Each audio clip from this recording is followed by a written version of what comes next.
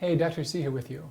So omega-6 fats, you've probably heard that you want to avoid the industrial seed oils because they're pro-inflammatory, highly prone to oxidative stress, and basically bad news, right?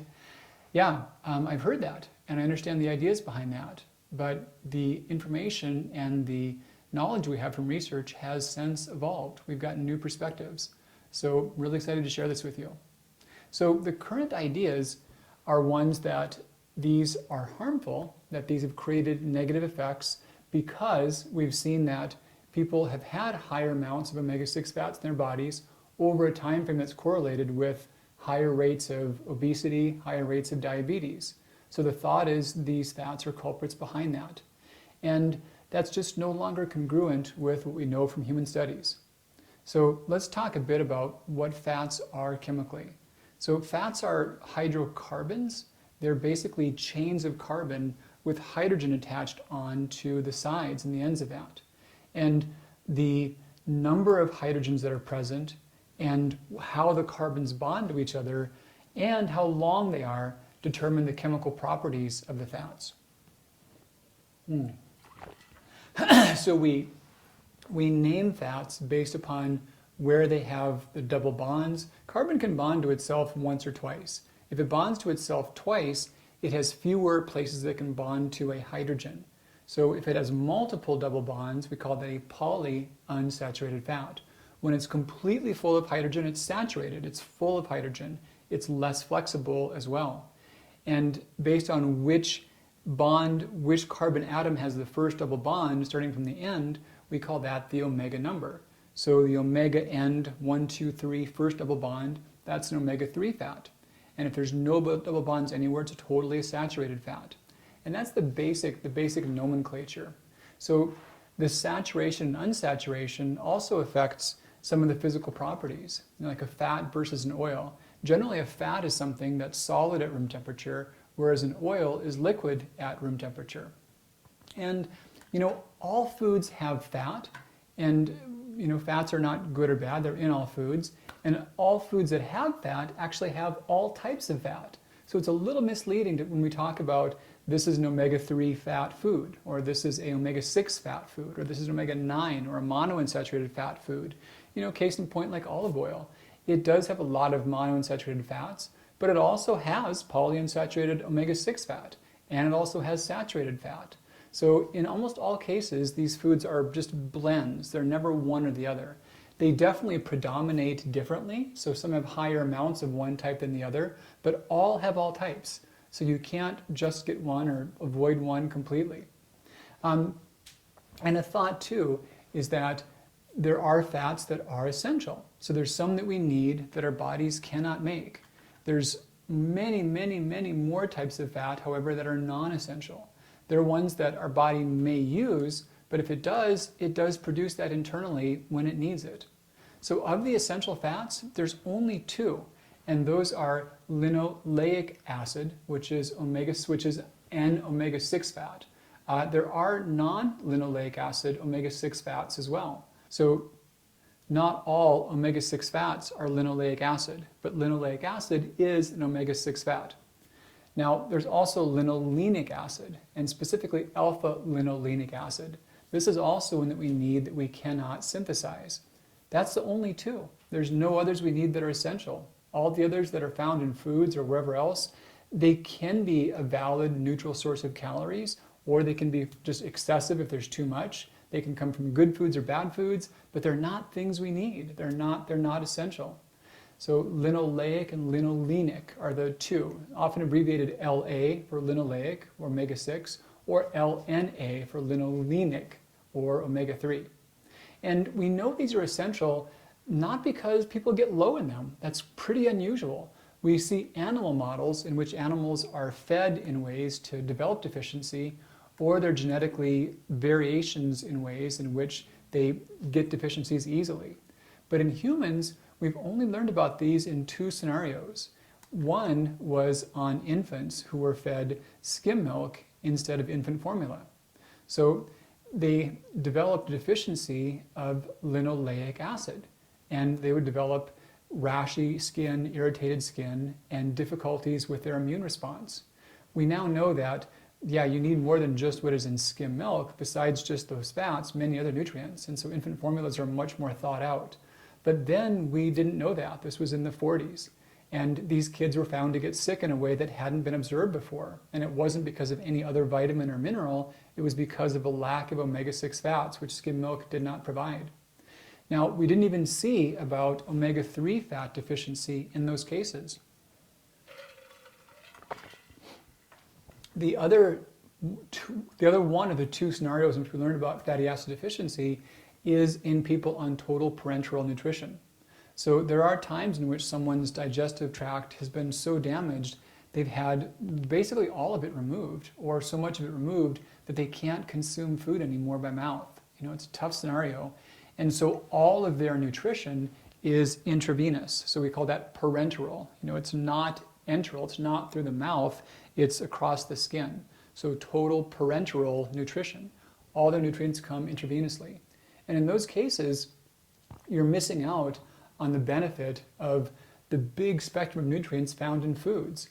In so many cases, when you're eating foods, there's a lot of stuff that we're not even aware of that is probably helpful for us. But when you're giving someone exactly what they need, then you've got to get it right. And then the things you're missing can show up much more readily because it's not going to be there as a secondary ingredient.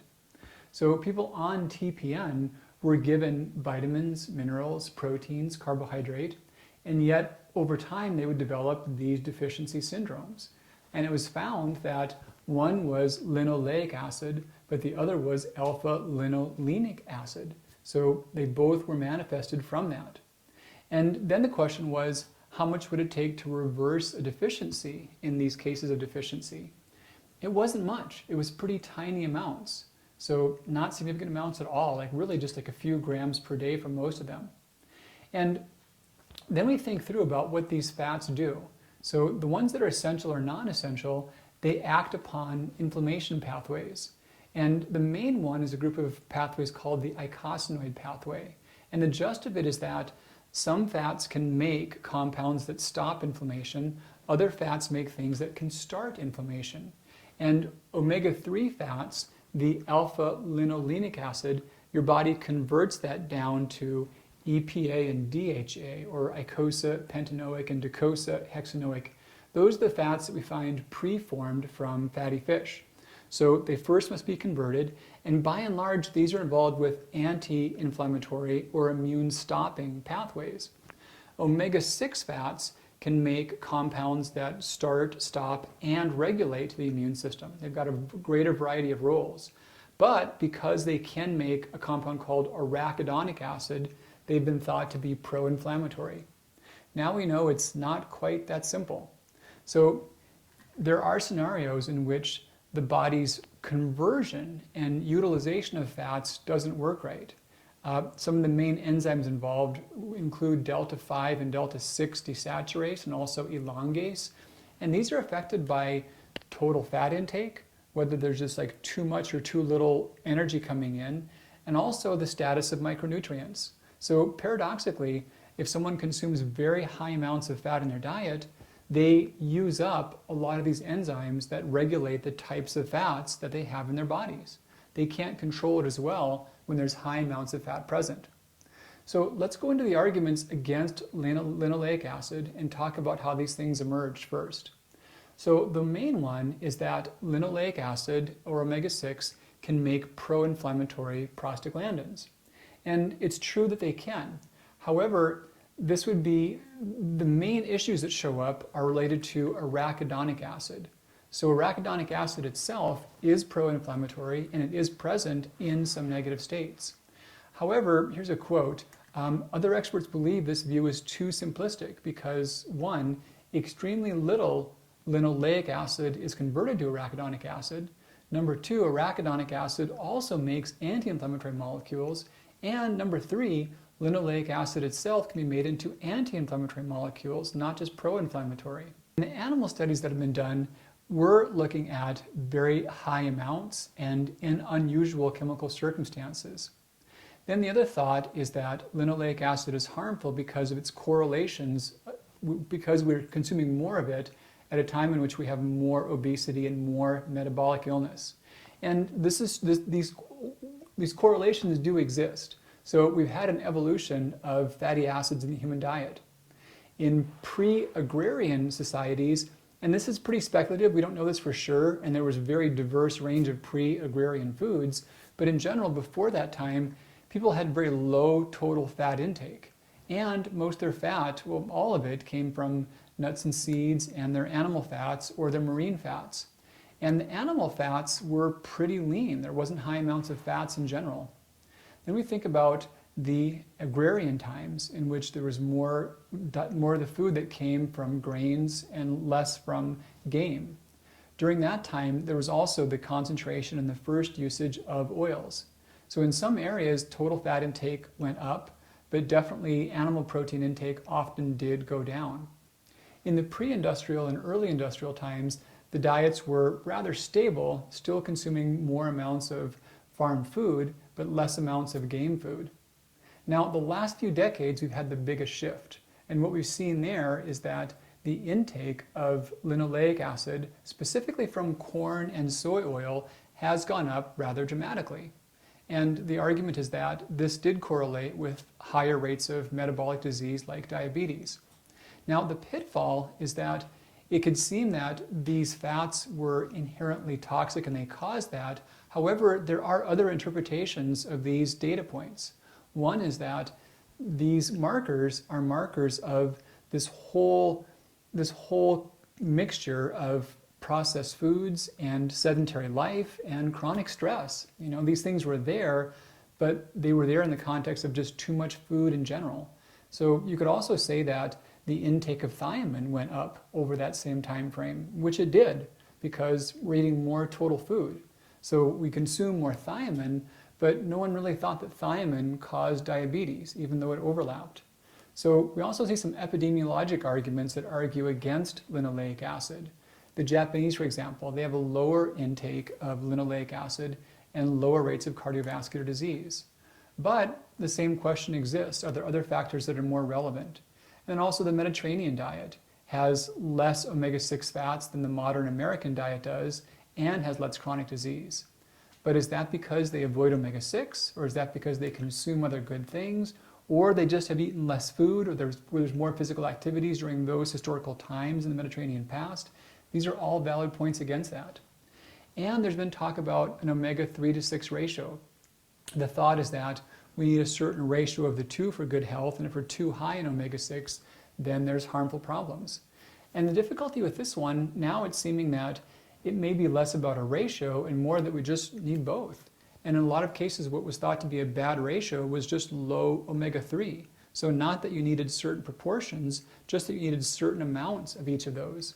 And then another huge problem with all of the studies against omega-6 fats is that up until 2018, when we finally had legislation banning trans fats in the American food supply, they were surrogate markers for trans fatty acids. They don't contain them, but the same foods that had them, the highly processed foods with industrial seed oils, also had high amounts of trans fatty acids. So the biggest issue is that these things were interpreted in the context of just too much food. They were looked at in the context of a highly processed food diet, and they were also looked at in the context of high amounts of trans fatty acids. So those are all ways in which those other factors could have been bigger drivers than the linoleic acid itself could have been. And that's the emerging model that's now coming out. The emerging term about linoleic acid is that its effects are pleiotropic and contextual, meaning that that same molecule could come from almonds or it could come from Twinkies, right? And it could come in the context of a diet that has a healthy amount of food or far too much food. And so it's not the molecule itself, but it's really the full context of the diet and also the full state of the organism. You know, someone who's living on Twinkies versus someone who's living on almonds, this person's probably more apt to be exercising and sleeping and in a lower stress state. So we're thinking now that the context of the food and the context of the food whole environment is much more critical than this one particular molecule. Now, I talk about this because if it were simply a red herring, a thing that we were worried about that was irrelevant, I wouldn't put much energy into it. But I wanted to bring this up because there's a lot of data showing not only just that linoleic acid is not bad, but that it's really good. And so it's not only we've been worrying about something unnecessary, but it's looking like we were worrying about something that was actually really helpful, that we've been trying to avoid something that's really good for us. So large human studies have shown that linoleic acid lowers asthma rates. Linoleic acid lowers the risk of diabetes. Linoleic acid lowered the amount of arachidonic acid, the amount of inflammatory chemicals, regardless of genotype. For a while it was thought that people had genotype variations by which some did okay with it, but many did not. Now we know that regardless of genotype, your linoleic acid levels produce lower amounts of arachidonic acid than those that don't have linoleic acid to the same degree. We also have data showing that the amount of linoleic acid in red blood cells is lower in those that have rheumatoid arthritis. We also see that those with lupus have lower rates of linoleic acid in their body. We also have strong evidence that linoleic acid, those who are higher in that in elderly men, have lower rates of prostate cancer. And breast cancer, there's strong evidence that those who are higher in linoleic acid have lower risks of breast cancer, not higher. So we're seeing many examples like this to where what's occurring is people have better health when they have more linoleic acid. In prospective observational studies, the dietary intake of linoleic acid is inversely related with cardiovascular death risk in a dose-dependent manner. So what that means is that the more of it you have, the lower your risk of heart death is. And this is true for polyunsaturated fats now in general. And in global overall analysis, the circulating levels of linoleic acid and even arachidonic acid correlated with lower risks of major cardiovascular events. So this data is very clear and getting stronger. We see that linoleic acid has positive effects upon brain health, inhibiting inflammation of the central nervous system while helping break down amyloid, the plaque that causes Alzheimer's. We also see that the incidence rates of prostate cancer are lower who have higher intakes of this. Wound healing. Large human studies show that omega-6 improves all chemical pathways involved with wound healing as well. And then we look at overall rates of total mortality and total disease risk. And many population studies show that both dietary intake and serum levels of omega-6 linoleic acid correlate with lower risks of total mortality. So the theory about what could happen says one thing, but the evidence about what does happen to humans says the exact opposite. That's critical, that's so important. And this is a trend that we see often, to where theories and ideas can be at odds with evidence. And whenever that happens, we go with the evidence. That's more meaningful. You know, the pathways of biochemistry are so numerous and complex, and the amount of data we have from test tube studies and animal studies is so large that it's easy for one to theorize most anything. You can make theories suggesting almost anything could do anything. And the data about omega-6, it was plausible based upon our older understandings and before we had such a strong, good epidemiologic data as we have now. But it's been changing and our perspectives are not the same as what they were. So some thoughts about this from the diet. Well, there are these essential fats. You do want to get them. And I find it just a bizarre paradox that now we're embracing fat, which we should not have been afraid of fat. That was a total mistake, and I never advocated for that. But now that we're embracing fat, the one kind of fat that we need in the highest quantities of the two essential fats, the one that we need like 10 times more of than the others, the only one that's been shown to have deficiency diseases caused in both adults and babies, that's the one we're afraid of. That's what we're trying to avoid. I just find that bizarre. So a couple of thoughts. I've put together some food sources of linoleic acid, some denser food sources of that. And a few insights that I saw from that. We think about grass-fed meat being a source of essential fats. You know, not so much. It does have some, but amounts that are far below what our daily needs are. So the foods that are the highest in omega-6 and linoleic acid, we see things like walnuts and sunflower seeds, pine nuts, and starting to drop down much further past a lot of common vegetable products. Safflower oil is quite high. That's a rich source of that. And we look at how these foods compare to their omega-3 content. And we see that some of them are really rich sources of both. Now, with omega-3, there is the conversion that takes place, but I'll go into that more so in a separate discussion. Once we get further down the list and we get into a lot of animal foods or a lot of the vegetables that are high in monounsaturated fats, they become less significant sources of linoleic acid, so not as present in high quantities. And an important question comes up is, well, with all these numbers, how much do you need per day? And this is tricky. We've got so few examples of people who are overtly deficient in that. That's one problem. The other problem is that the amounts needed to reverse deficiencies were so small that the best approximation we could make in terms of daily requirements were based upon how much is common in populations that don't have issues of deficiency, and weighting that based upon how much it takes to reverse deficiency in those medical states. So you crunch all that together, and the argument is that men and women need somewhere between about 11 to 17 grams of linoleic acid per day. 10 grams or more per day. When you look at these amounts in food sources, it could be easy to not get that. And if you followed popular diets that try to avoid omega-6 fats, you could easily be low in linoleic acid. And it turns out that that can have negative effects upon inflammation. So here's an example to where a theory says we should lower inflammation by avoiding linoleic acid, but the actual outcome in humans is the opposite. So we always want to pay more attention to the outcome. You may be getting too little of this. I think before doing this work, I was in that category, just not eating a lot of fat in general, and mostly getting fats that were monounsaturated, and I've changed my habits because of it. I've added in more sunflower seeds, more safflower oil, and trying to do better in terms of getting what would be a reasonable daily amount. In terms of knowing where you are, where you fall on the spectrum, there are some testing options available, and that can be done by serum or RBC, and they can measure both omega-3 and omega-6 fats. The one difficulty is that we don't have a lot of data about what serum levels are optimal. We do know that being on the lowest end of the range is harmful, and being on the higher end of the range for both of these fats is helpful. Some of the tests do also put a lot of weight on the ratios, and the data is not really supporting the ratios as being as clinically important.